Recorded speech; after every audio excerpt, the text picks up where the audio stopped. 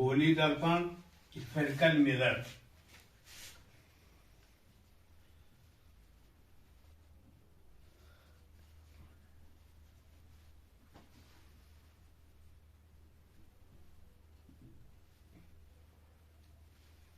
Spherical mirror ऐसा दर्पण जो गोले के आकार का होता है उसे गोली दर्पण कहते हैं। जैसे मान लीजिए ये कोई गोला है, खोखला गोला शीशे का बना हुआ, ये देखो ना, शीशे का बना हुआ कोई खोखला गोला, समझ गए नहीं, कांच का बना हुआ, इसके अंदर की तरफ पॉलिश कर दीजिए। ये देखो, अब इस भाग, इतने भाग को इसमें से काट लीजिए तो एक दर्पण देखिए आपका बन गया। इसे कहते हैं गोली, गोले के आकार में है ना, ये देखो बन गया कि नहीं है। इस दर्पण को कहते हैं गोली ऐसे दर्पण को कहते हैं गोली दर्पण। ये देखिए है। और दूसरा जो है, ये भी देखो, ऐसा भी हो सकता है, अगर हम यही गोला है काट लिया और इसके जो है अंदर की तरफ पॉलिश कर दी, बाहर की तरफ पॉलिश कर दिया। देखो ये इस तरह से, यानी इस तरह से कर दिया,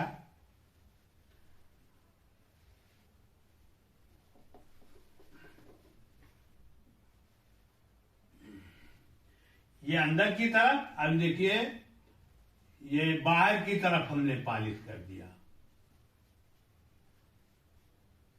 ये क्या है? ये भी तो दर्पण है, हैं? ये भी मिरर है, हैं? बोलो, देखिए गोले के आकार में है ना। तो ऐसे दर्पण को कहते हैं गोली दर्पण। अब ये गोली दर्पण दो तरह का होता है। नंबर 1 अवतल दर्पण,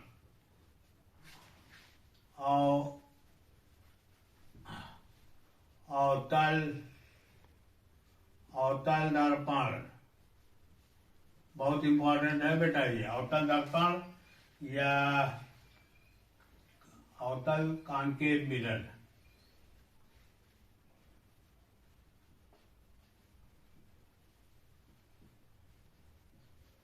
कॉनकेव मिरर, अवतल दर्पण। एक दूसरा और दर्पण है, दूसरा दर्पण जो है उत्तल दर्पण।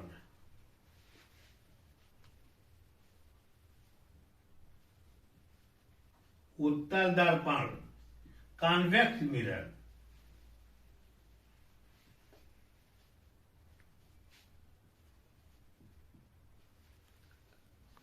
तो गोली दर्पण दो तरह का हुआ है ना। एक हो गया कौन? अवतल दर्पण। अवतल दर्पण वह दर्पण है जिसमें जो उभरा हुआ भाग वो चिकना होता है। जैसे ये देखो उभरा है, तो ये उभरा हुआ भाग चिकना, और दबने वाला हिस्सा जो होता है ये अवतल दर्पण। अवतल दर्पण बताना है ना। अवतल दर्पण में देखो इस तरह से ये दबने उभरा हुआ हिस्सा जो होता है, इस पे पॉलिश कर दी जाती है, ये और अंदर वाला हिस्सा जो है ये चमकदार होता है। ऐसे दर्पण को अवतल दर्पण या कॉनकेव मिरर कहते हैं। और दूसरा देखो उत्तल दर्पण, जिसमें देखो ये उभरा हुआ हिस्सा है, ये उभरा वाला हिस्सा है ना, बोलो, उभरा वाला हिस्सा है, और अंदर वाला दबा वाला हिस्सा जो होता है ये पॉलिश की हुई होती है। ऐसे दर्पण को उत्तल दर्पण या कॉन्वेक्स मिरर कहते हैं। तो मिरर दो तरह का हो गया, कॉनकेव मिरर और कॉन्वेक्स मिरर। अवतल दर्पण, अब इससे संबंधित शब्दावली है।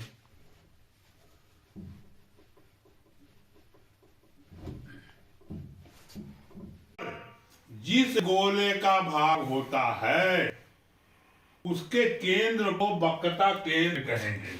यही कि देखो ये इसी गोले का भाग है ना ये, तो इसका वक्रता केंद्र होगा ये सी जो है वक्रता केंद्र कहलाएगा।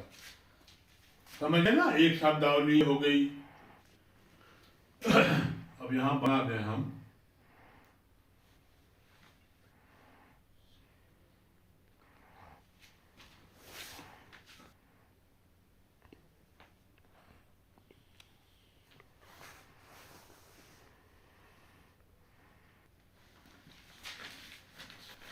ये देखो, इस गोले का भाग होता है, उसका कोई केंद्र होगा सेंटर, उसी केंद्र को कहेंगे वक्रता केंद्र। ये वक्रता केंद्र है। इसकी परिभाषा यही आप लीजिएगा, गोली दर्पण जिस गोले का भाग होता है उसके केंद्र को वक्रता केंद्र कहते हैं। ठीक, अब आइए धुरु। धुरु क्या चीज है? गोली दर्पण के मध्य बिंदु को धुरु कहेंगे। ये देखिए यहीं पर ये जो पी है ये धुरु कहलाएगा। यहां से यहां तक के बीच की दूरी में जो बीच में है, मध्य बिंदु में है, इस बिंदु को कहते हैं ध्रुव।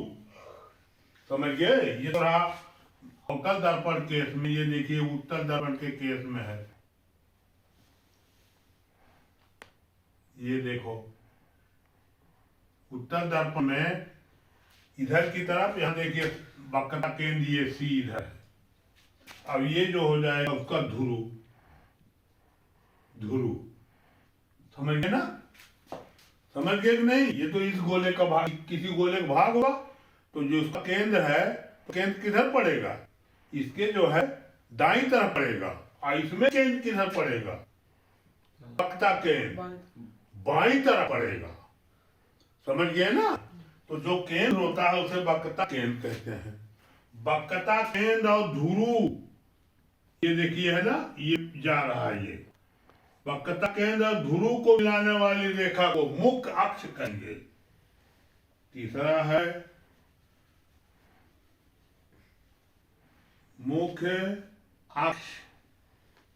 ये जरूर समझिएगा बेटा। यहां से देखिए ये ध्रुव है, ये वक्रता केंद्र है।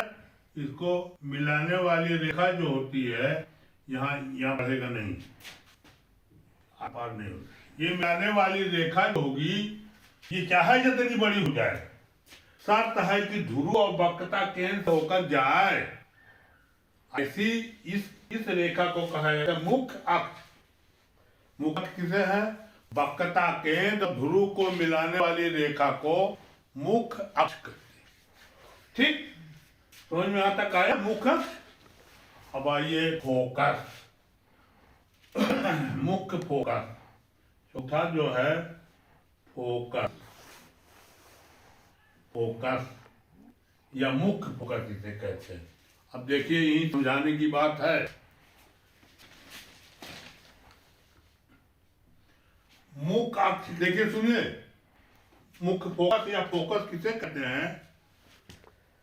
मुख्य अक्ष के समानांतर चलने वाली प्रकाश की किरणें परावर्तित होकर के मुख्य अक्ष के जिस बिंदु से होकर जाती हैं, उस बिंदु को मुख्य फोकस या मुख्य फोकस कहते हैं। जैसे देखो प्रकाश की किरण ये समानांतर चल रही है। देखो ये मुख्य अक्ष शर्त है जिसके समानांतर हो। मुख्य अक्ष के समानांतर चलने वाली प्रकाश की किरण देखो ये है। ठीक, क्या होगा? ये वो आर पार कर जाएगी? बोलो, आर पार नहीं कर सकती, क्योंकि अपारदर्शी माध्यम पालिश किया हुआ है। एक तरफ जो है लाल पालिश की हुई है। देखो ये वापस होकर लौटेगी। देखो ये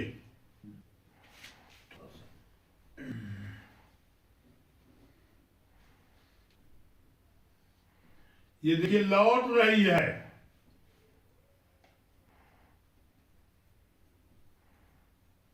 देख रहे हो ना? जिस बिंदु से लौटती हैं उस बिंदु को मुख्य फोकस कहेंगे। इसे यह प्रदर्शित कर रहे हैं। देखो मुख्य फोकस, मुख्य अक्ष के समानांतर, ये लगता है मुख्य अक्ष के समानांतर जाए।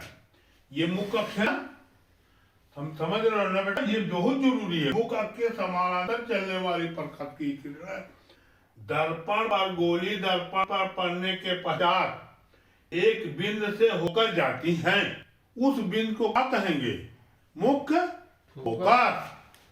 ये यही मुख्य फोकस है। मुख्य देखो, ये मुख्य अक्ष है, इसी को काटी हुई जा रही है। ये बिंदु जो होगा मुख्य फोकस रहेगा। ये तो रहा उत्तल दर्पण के केस में। अवतल दर्पण के केस में अब आइए, अब देखिए यहां देखो, मुख्य अक्ष के समानांतर देखिए, ये मुख्य अक्ष है।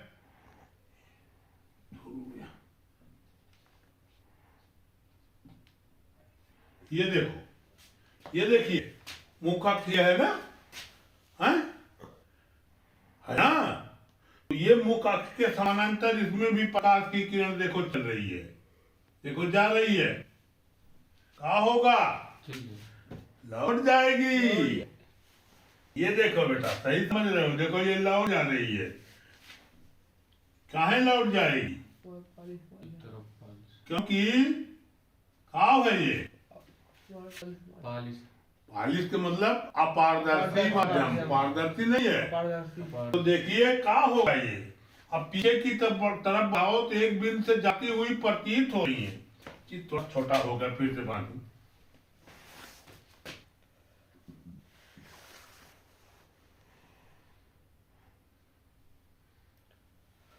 ये मुख्य, ये वक्रता केंद्र सी हो गया, ये मुख्य अक्ष है।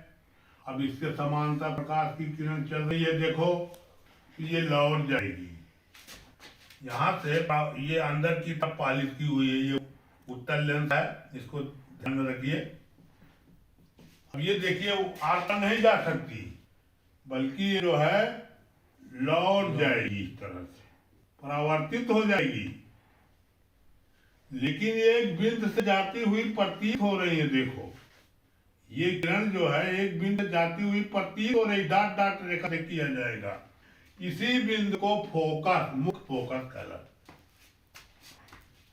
तो एक ही परिभाषा में इस तरह कहा जा सकता है, मुख्य अक्ष के समानांतर चलने वाली प्रकाश की किरणें मुख्य दर्पण से परावर्तित होकर के मुख्य अक्ष के एक बिंदु से होकर जाती है, ब्रैकेट में लिख लो अवतल दर्पण, या एक बिंदु से जाती हुई प्रतीत होती है उत्तल दर्पण में। इसे मुख्य, इसे क्या कहा जाएगा? मुख्य फोकस या मुख्य फोकस। इसे यह से प्रदर्शित। हाँ ठीक है ना बेटा, समझ में आ रहा ना? दो बातें, मुख्य अक्ष के समांतर चलने वाली प्रकाश की किरणें दर्पण से परावर्तित होकर के मुख्य अक्ष के एक विशेष बिंदु से जाती है, या एक विशेष बिंदु से उत्तल दर्पण, अवतल दर्पण में, या एक विशेष बिंदु से जाती हुई प्रतीत होती हैं। उस बिंदु को मुख्य फोकस कहते हैं। फोकस या मुख्य फोकस कहते हैं। समझ गए ना? यह है फोकस, मुख्य फोकस। और चौथा जो है द्वारक, पांचवा लेंस का। ये दर्पण है, देखो एक दर्पण ये है, ये दर्पण है और उत्तल दर्पण, और दूसरा दर्पण देखो उत्तल दर्पण है। ये उत्तल दर्पण, ये अवतल दर्पण है। इसका द्वारा क्या है? इन दोनों के बीच ये देखिए मुख्य अक्ष है, ये मुख्य अक्ष है, ये वक्रता केंद्र है, सी यहाँ है, और यहाँ देखो यफ है, ये फोकस, यहाँ सी है, और यफ जो है ये फोकस है ना? देख रहे हो ना? यहाँ इधर रहेगा, इधर रहेगा, ठीक? ये फोकस, मुख्य फोकस ये है, मुख्य फोकस ये, ठीक है ना? तो इसका जो द्वारक होगा, ये यहां से यहां तक त्रिज्या डाल दो, यहां से यहां तक मिलाओ, ये लेंस का द्वारक कहा जाएगा। इसको भी मिला दीजिए, ऐसा ये लेंस का द्वारक कहा जाएगा। दर्पण का द्वारक कितना उसका है, यानी दोनों तरफ त्रिज्या को मिला, यहाँ तक मिला दीजिए कि त्रिज्या की होगी, मिला दीजिए तो क्या हो जाएगी? द्वारक कहलाएगा। तो ये शब्दावलियां है, वक्रता केंद्र, ध्रुव, मुख्य अक्ष, मुख्य फोकस, द्वारक। ठीक, बस इसी में आज खत्म है। कल से आगे